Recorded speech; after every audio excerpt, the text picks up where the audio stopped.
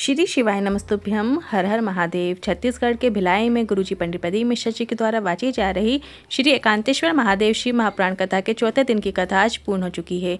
एकांतेश्वर शिव महापुराण कथा 28 अप्रैल से 1 मई तक चलने वाली है और इसकी टाइमिंग रहेगी दोपहर में 2 बजे से 5 बजे तक। आज की कथा में गुरुजी ने नए उपायों की जानकारी दी है। साथ में गुरुजी ने रुद्राक्ष वितरण से जुड़ी हुई बड़ी खुशखबरी दी है, जिसकी जानकारी आपको इसी वीडियो में देने वाले हैं। आज की कथा में गुरुजी ने कुछ उपाय पत्र उपयोगी जानकारी दी है। सभी की जानकारी आपको इसी वीडियो के माध्यम से देंगे। किसी कारणवश यदि आपने आज की कथा नहीं सुनी है तो पूरी कथा का दस्तावेज आपको इस छोटे से वीडियो से प्राप्त हो जाएगा।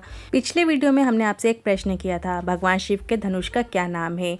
तो उत्तर है डी पिनाक। और आज का प्रश्न इस प्रकार है, शिवलिंग में नीचे जलाधारी वेदी का मुख किस दिशा की ओर होना चाहिए?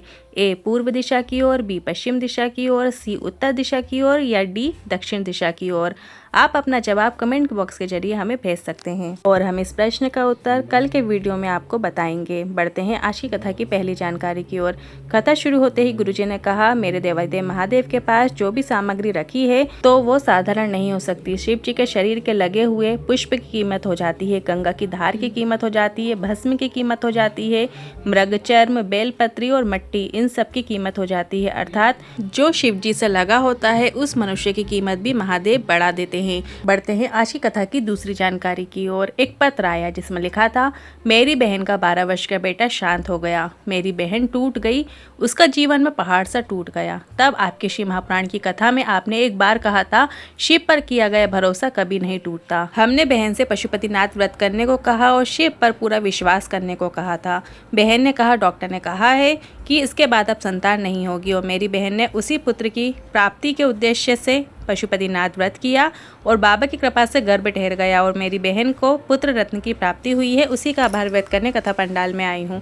बढ़ते हैं आज की कथा की तीसरी जानकारी की ओर। कन्हैया जी पत्र लेकर आए। उन्होंने पत्र में लिखा कि आपने प्रसूति शिव महापुराण कथा में वीरनी का वर्णन किया था, ये कौन सी पुराण से आपने वर्णन किया है?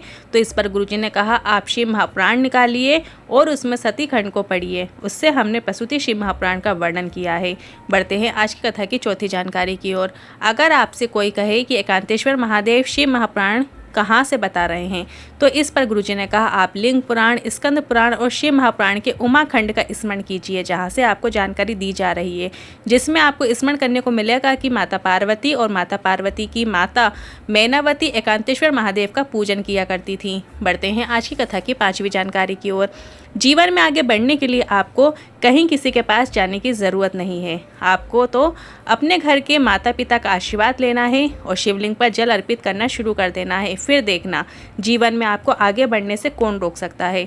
बढ़ते हैं आज की कथा की छठवीं जानकारी की ओर। आज रुद्राक्ष के बारे में बताते हुए गुरुजी ने कहा, सीहोर के कुबरेश्वर धाम का रुद्राक्ष बिल्कुल फ्री है, जो कि सिर्फ और सिर्फ कुबरेश्वर धाम की धरा से दिया जाता है। पर आप सीहोर रेलवे स्टेशन में उतरोगे, वहां से आपको कई लोग बोलेंगे कि ये सीहोर का रुद्राक्ष है, कुबरेश्वर धाम का रुद्राक्ष है। पर एक बात का ध्यान रखें, सीहोर का रुद्राक्ष फ्री है और ऑनलाइन भी नहीं भेजा जाता है, आपको स्वयं आकर रुद्राक्ष प्राप्त करना होता है। आज की कथा की सातवीं जानकारी की ओर। गुरुजी ने कहा कि कई लोग कहते हैं कि जब भी हम रुद्राक्ष लेने कुबरेश्वर धाम आते हैं तो मना कर देते हैं कि बाद में मिलेगा। तो इस पर गुरुजी ने कहा, हमें भी अच्छा नहीं लगता है ऐसे मना करना, पर हम भी प्रयास में लगे हुए हैं और कोशिश कर रहे हैं कि मई 2023 से रुद्राक्ष वितरण शुरू करने की। तो आज गुरुजी ने बहुत अच्छी खबर दी है रुद्राक्ष की। जिन्हें रुद्राक्ष की आवश्यकता है वो मई में जाकर कुबरेश्वर धाम से रुद्राक्ष ले सकते हैं। अब कौन सी तारीख से मिलेगा उसकी जानकारी आपको जल्दी इसी चैनल के माध्यम से दे देंगे। बढ़ते हैं आज की कथा की आठवीं जानकारी की ओर। गुरुजी ने कहा, आपको सीहोर कुबरेश्वर धाम आने के बाद एक कार्य जरूर करना है।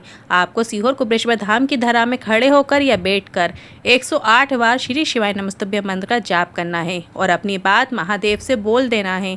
वापिस घर जाने के बाद बैग को तैयार रखना, बाबा 3 महीने के अंदर आपको वापिस जरूर बुला लेगा, यह निश्चितता है। बढ़ते हैं आज की कथा की 9वीं जानकारी की ओर। मैना, धन्या और कला पितरों की बेटियां हैं, पितृलोक में निवास करती हैं। तो जिनके घर में कोई अधोगति में फंसा हुआ हो, कुंवारी अवस्था में मर गया हो, बाल्यावस्था में शांत हो गया हो, गर्भ में शांत हो गया हो, एकांतेश्वर महादेव को 1 लोटा जल चढ़ाएं। साथ ही मैना, धन्या और कला ने एकांतेश्वर महादेव को कैसे प्रसन्न किया, एकांतेश्वर महादेव की किस विधि से पूजा अर्चना की जिससे हमें मनवांछित फल की प्राप्ति हो, वो गुरुजी कल की कथा में बताएंगे। बढ़ते हैं आज की कथा की 10वीं जानकारी की ओर। आपको शिव महापुराण की एक बात अपने जीवन में उतारना चाहिए, ध्यान से समझिएगा। जब हम शिवलिंग पर जल अर्पित कर रहे हैं तब आपको ये स्मरण करना है कि आपके हाथ में जो लोटा है, वो जो जल कलश है, वो शिवलिंग पर टच नहीं होना चाहिए, थोड़ा ऊपर से जल अर्पित करना चाहिए। और शिव महापुराण में यहाँ तक ये लिखा हुआ है कि जल की धार भी धीमी होनी चाहिए। जल शिवलिंग के नीचे जब चारों ओर घूमेगा तो इस पर माता पार्वती भी महादेव से बोल देती हैं, इसके यहाँ कष्ट बहुत है। जब यह जल हाथ में झेल कर जाएगा तो आपको और मुझे रिद्धि सिद्धि के साथ जाकर इसका कल्याण करना है। अर्थात जब हम धीरे धीरे जल चढ़ाते हैं तो हमें अपने मन की कामना भी भोलेनाथ से बोलने की जरूरत नहीं होती और भोलेनाथ बिना बोले हमारी और हमारे घर की दशा समझ जाते हैं। बढ़ते हैं आज की कथा की 11वीं जानकारी की ओर।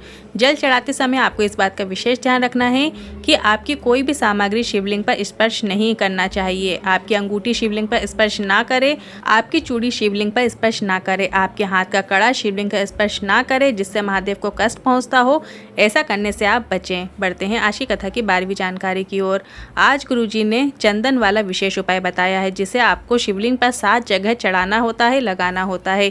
पहले आप ये समझ लें ये उपाय किन्हें करना है। जिनके घर में कोई अधोगति में फंसा हुआ हो, या किसी की असमय मृत्यु हो गई हो, या सपने में भय लगता हो, सपने में अजीब अजीब चीजें दिखती हो, वो लोग भी ये उपाय कर सकते हैं। साथ ही जिन्हें ऐसा लगता हो कि किसी ने कुछ कर दिया हो, या मैं इनको यहाँ नहीं भेजूंगी, कुछ हो जाएगा, मतलब घर के परिवार के सदस्यों को इधर उधर भेजने से डर लगता हो, वो लोग भी ये उपाय कर सकते हैं।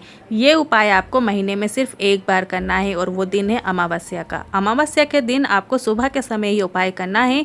गुरुजी ने बताया है कि 7 स्थान शिवलिंग पर ऐसे हैं जहाँ पर आपको चंदन लगा देने से शिव पितृलोक में पितरों को मुक्ति प्रदान करके वैकुंठ लोक में निवास प्रदान करते हैं। पहला चंदन आपको शिवलिंग पर लगाना है, मतलब आपको शिवलिंग पर त्रिपुंड बनाना है या अपनी 3 उंगलियों से चंदन लगा देना है।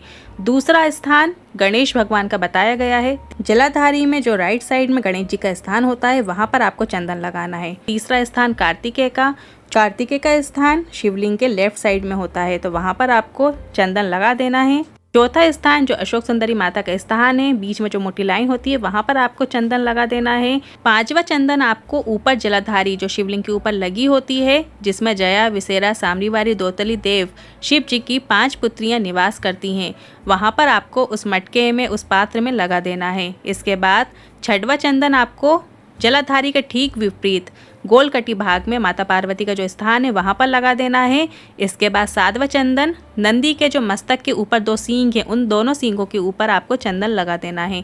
अमावस्या के दिन आपको ये उपाय करना है। रोज करने की जरूरत नहीं है, रोज आप जैसे पूजा अर्चना करते हो आपको वैसे ही करना है। सिर्फ महीने में एक बार जो अमावस्या पड़ती है उस दिन आपको ये उपाय करना है। एक बार भी यदि आप ये उपाय कर देते हैं तो आपको पूरा फल प्राप्त होता है, ये निश्चितता है। बढ़ते हैं आज की कथा की 13वीं जानकारी की ओर। सीमा देवी चौहान जी भिलाई से पत्र लेकर आई। 2018 से कथा सुन रहे हैं। मेरा बेटा 2017 से सरकारी नौकरी की तैयारी कर रहा था पर कुछ हो नहीं रहा था। हमने बेटे से कहकर पशुपतिनाथ व्रत करवाया और एक बेलपत्र में शहद लगवाने वाला उपाय किया। उसने बेलपत्र की बीच वाली पत्ती पर शहद लगाकर शिवलिंग पर चिपकाकर अपनी मनोकामना की और वो अपने एग्जाम के लिए निकल गया। बाबा की कृपा से मेरे बेटे की दुर्ग रेलवे स्टेशन में टेक्नीशियन के पद में नौकरी लग गई है। उसी का आभार व्यक्त करने कथा पंडाल में आई हूँ। बढ़ते हैं आज की कथा की 14वीं जानकारी की ओर। दीपक जी पत्र लेकर आए। 2020 से प्रतियोगी परीक्षाओं की तैयारी कर रहे थे, 1-2 नंबर से रह जाते थे। पिताजी ने कहा कि टीवी में कथा आती है, ऐसा बताया और टीवी के सामने ही बैठकर मनोकामना करने को कहा। मैंने भी ऐसा ही किया, कथा सुनना शुरू किया, बाबा की आराधना करना शुरू किया और शिवलिंग पर बेलपत्र लगाकर एग्जाम देने गया और बाबा की कृपा से रेलवे में टिकट कलेक्शन की नौकरी लग गई है। उसी का आभार व्यक्त करने कथा पंडाल में आया हूँ। बढ़ते हैं आज की कथा की 15वीं जानकारी की ओर। गुरुजी ने मंदिर जाने के बाद एक विशेष जानकारी देते हुए कहा कि जब आप शिवालय जाएं और शिवलिंग पर 1 लोटा जल चढ़ाएं तो आपके द्वारा शिवलिंग पर जल चढ़ाने से कुछ बेलपत्र और फूल शिवलिंग के ऊपर से जलाधारी में आकर गिर जाते हैं। मतलब आप जब शिवलिंग पर जल चढ़ाते हैं तो शिवलिंग पर जो पहले से चढ़ी हुई बेलपत्र होती है, फूल होते हैं इत्यादि जो सामग्री होती है वो नीचे गिर जाती है। तो आपको क्या करना है, जो जलाधारी पर फूल गिर जाते हैं, बेलपत्र गिर जाती है, आपको उसे वापस उठाकर शिवलिंग का श्रृंगार करना है, जलाधारी का श्रृंगार करना है। आप उस फूल माला को वापस उठाकर शिवलिंग के ऊपर अर्पित करके श्रृंगार कर सकते हैं। इसके बाद आप अपने हाथ की 3 उंगलियां शिवलिंग पर फेर कर आंशिक रूप से त्रिपुंड बना सकते हैं। यदि आपके पास चंदन भी नहीं है, कुछ भी नहीं है, तब तब भी आप अपने हाथ की 3 उंगलियां शिवलिंग पर त्रिपुण रूप में बना सकते हैं। ऐसा करने से महादेव आप पर शीघ्र अतिशीघ्र प्रसन्न होकर आपकी मनोकामना पूरी कर देते हैं। माता सती, माता पार्वती ने भी शिव जी का ऐसे ही श्रृंगार किया था और उन्हें मनवांछित फल की प्राप्ति हुई। आज के उपायों से लेकर मन में कोई सवाल है, क्वेश्चन है तो आप कमेंट बॉक्स के जरिए पूछ सकते हैं। वीडियो थोड़ा भी उपयोगी लगा हो तो वीडियो को लाइक करके कमेंट बॉक्स में हर हर महादेव जरूर टाइप कीजिएगा। श्री शिवाय नमस्तुभ्यम। हर हर महादेव।